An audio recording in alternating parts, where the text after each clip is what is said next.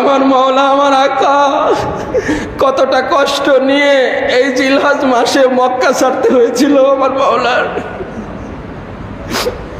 ৩রা জিলহজ মতান্তরে ৮ই জিলহজ ইমাম পাক মক্কা ছেড়ে চলে যেতে হয়েছিল। আমার যেই মাওলা ওনার হায়াতে পাকে ২৪ বার পায়ে হেঁটে হজ করেছিলেন। খালি পায়ে মদিনা থেকে আসতেন আমার মাওলা, কখনো জুতা পায়ে দিয়ে আসতেন না মক্কা শরীফে, খালি পায়ে পায়ে হেঁটে আসতেন। 450 কিলোমিটার পথ মক্কা থেকে মদিনাতুল মুনাওয়ারা। জিনার হায়াতে পাকে 24 বার হজ করেছেন, জুতা পায়ে দিয়ে নয়, খালি পায়ে, এবং কোনো বাহন ব্যবহার করেননি।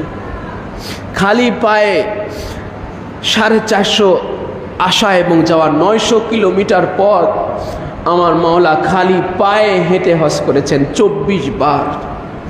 মাওলা বলতেন, আল্লাহর ঘরের দিকে, বাইতুল্লাহ শরীফের দিকে আমি জুতা পায়ে দিয়ে এবং বাহনে যেতে আমি নিজেকে আদবের খেলাফ মনে করি। আমার মাওলা সেই বাইতুল্লাহ শরীফকে এত ইজ্জত করতেন, এত সম্মান করতেন। কেন যে ওই ঘরটাই ছিল মওলায়ে কায়নাত।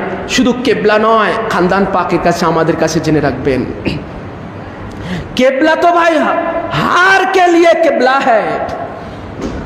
কাবা সবার জন্যই তো কেবলা, কিন্তু এই খানদান পাকের আমরা যারা ভক্ত আছি, মুরিদান আছি, জেনে রাখবেন, বড় হুজুর, অন্তত বড় হুজুর পাক কেবলা ওকে আমার আকা মাওলার সেই আওলাদে আলী, আওলাদে হাসান, আওলাদে হুসাইন, বলে ইনাদের যারা ভক্ত মুরিদান আমরা যারা আছি, জেনে রাখবেন, বলে কাবা শুধু আমাদের কাছে শুধু কেবলা নয়, বলে ইয়ে কাবা, ইয়ে বাইতুল্লাহ শরীফ আমাদের আকা মাওলা, মাওলায়ে কায়নাত পাকের বিলাদত গাঁও আছে।